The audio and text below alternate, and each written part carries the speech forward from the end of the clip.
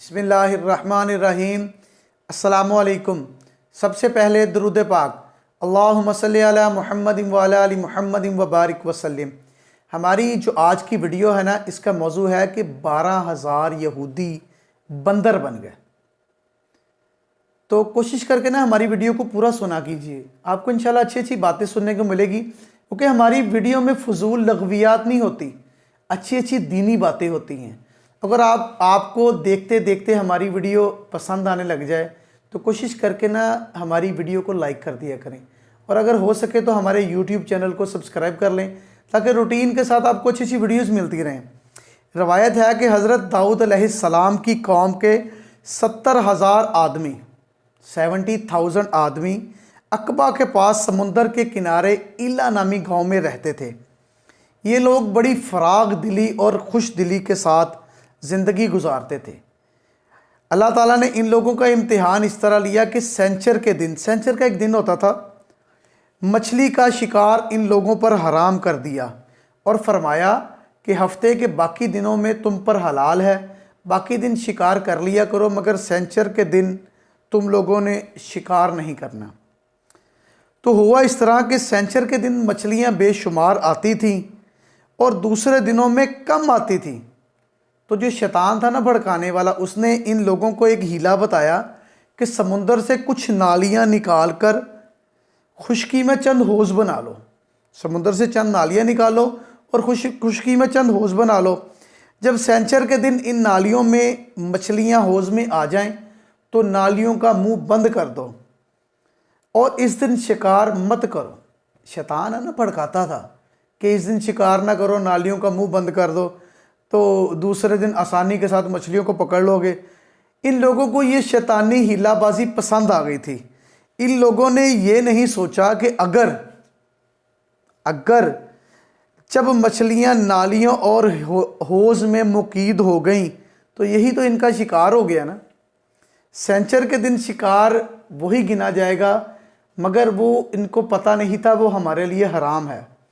اس موقع پر نا ان یہودیوں کے 3 گروہ ہو گئے۔ کچھ ایسے لوگ تھے جو شکار کے شیطانی ہیلا سے باز رہے اور ان لوگوں کو بھی منع کرتے رہے، اور کچھ لوگ ایسے تھے جو کام کو دل و جان سے برا سمجھتے تھے اور دوسرے کو منع نہ کرتے تھے، مگر منع کرنے والوں کو یہ کہتے تھے کہ تم ان لوگوں کو کیوں نصیحت کرتے ہو، اگر اللہ تعالیٰ نے ان کو برباد کرنا ہوا تو برباد کر دیں گے۔ اور کچھ وہ سرکش اور نادان لوگ وہ تھے جنہوں نے حکم خداوندی کی اعلانیہ مخالفت کی اور شیطان کی ہیلا بازی کو مان کر سینچر کے دن شکار کیا اور ان مچھلیوں کو کھا بھی لیا اور بچا بھی لیا۔ جب نافرمانوں نے منع کرنے کے باوجود شکار کر لیا نا، تو منع کرنے والی جماعت نے کہا اب ہم ان معصیت کاروں سے کوئی میل جول نہیں رکھیں گے۔ جو منع کرنے والی جماعت تھی نا، ایک تو وہ لوگ تھے جو مانتے ہی نہیں تھے کہ ہم نے نہیں کرنا، وہ کہتے تھے شکار اللہ پاک نے حکم دے دیا ہے ہم نے شکار نہیں کرنا، اور ایک وہ تھے جو ان کو کہتے تھے کہ تم ان لوگوں کو سمجھاؤ مت، اور ایک وہ لوگ تھے جنہوں نے شکار کر لیا تھا یا شکار کرتے تھے، شیطان کے پیچھے لگ گئے تھے۔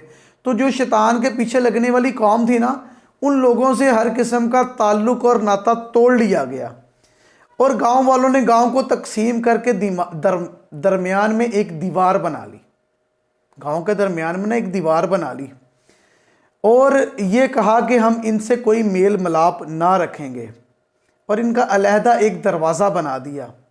حضرت داؤد علیہ السلام نے غضب ناک ہو کر، غصے میں آ کر شکار کرنے والوں پر لعنت فرما دی۔ اس کا اثر یہ ہوا کہ ایک دن خطا کاروں میں سے کوئی بھی باہر نہیں نکلا، تو کچھ لوگ ان کو دیکھنے کے لیے دیوار کے اوپر چڑھ گئے کہ وہ لوگوں میں سے باہر کوئی نہیں نکلا۔ تو انہوں نے دیکھا کہ دیوار کے اس پار جو حکم ربی کو نہ ماننے والے لوگ تھے، سب کے سب بندروں کی شکل میں تبدیل ہو چکے ہیں۔ اللہ اکبر۔ اب ان مجرموں کا دروازہ کھول کر اندر داخل ہوئے نا، تو جو بندر تھے نا وہ اپنے رشتہ داروں کو پہچان کر رونے لگ گئے اور ان کے پاس آ کر ان کے کپڑوں کو سونگھنے لگ گئے اور زاروں قطار رونے لگ گئے۔ مگر ان بندر بن جانے والوں کو کوئی بھی نہیں پہچانتا تھا۔ وہ بندر بن گئے تھے، رشتہ دار ان کو کیسے پہچان سکتے تھے؟ اللہ پاک کے نافرمان تھے نا، اس لیے وہ بندر بن گئے۔ ان بندر بن جانے والوں کی تعداد 12,000 تھی۔ یہ سب لوگ 3 دن تک زندہ رہے اور اس درمیان کچھ بھی کھا پی نہ سکے، بلکہ یوں ہی بھوکے پیاسے سب کے سب ہلاک ہو گئے۔ شکار سے منع کرنے والا گروہ ہلاکت سے سلامت رہا، اور صحیح قول یہ ہے کہ دل سے برا جان کر ان کو منع کرنے والا بھی اس ہلاکت سے محروم رہا۔ تو اے رسول، ان یہود سے حال پوچھو جو اس بستی دریا کے کنارے تھی، جب وہ سینچر کے دن حد سے بڑھے، جب سینچر کے دن ان کی مچھلیاں پانی پر تیرتی ہوئی ان کے سامنے آئیں، اور جو دن سینچر کا نہ ہوتا تو نہ آتی، ان کے سینچر کے دن زیادہ مچھلیاں آتی تھی، دوسرے دنوں میں نہیں آتی تھی، تو لہٰذا اللہ پاک نے فرمایا کہ ہم نے ان کو آزمائش میں ڈالے رکھا۔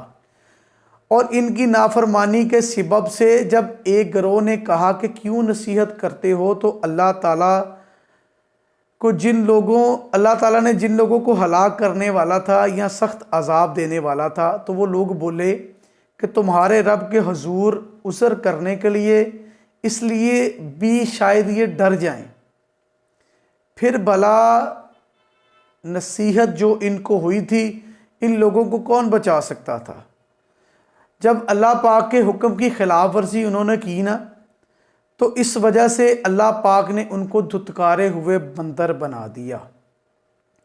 معلوم ہوتا ہے کہ شیطانی ہیلا بازوں میں پڑھ کر اللہ تعالیٰ کے احکام کی نافرمانی کا انجام کس قدر برا اور خطرناک ہو سکتا ہے، اور خدا کے جن نبیوں کی جن امتوں نے اپنے نبیوں کی بد دعائیں حاصل کیں، وہ کیسے ہولناک عذاب الہی میں گرفتار ہو کر دنیا سے نیست و نابود ہو کر عذاب میں گرفتار ہو گئے، اور دنیا اور آخرت میں ذلیل و خوار ہو گئے، نعوذ باللہ۔ اصحاب ایلا کے اس دل دہلانے والے واقعہ میں ہر مسلمان کے لیے بہت بڑی عبرت کا اور نصیحت کا سامان موجود ہے۔ کاش اس واقعے سے مسلمانوں کے قلوب میں خداوند قدوس کی ادب اور محبت پیدا ہو جائے۔ کاش اس واقعے سے مسلمانوں کے قلوب میں مسلمانوں سے ہمدردی کرنے کا جذبہ پیدا ہو جائے، اور اللہ اور اس کے رسول کی نافرمانیوں میں بھٹکنے سے منہ موڑ کر صراط مستقیم کی طرف چل پڑیں، اور دونوں جہان کی سر بلندیوں سے سرفراز ہو کر اعزاز و اکرام کی سلطنت کے تابع دار بن جائیں۔ جزاک اللہ۔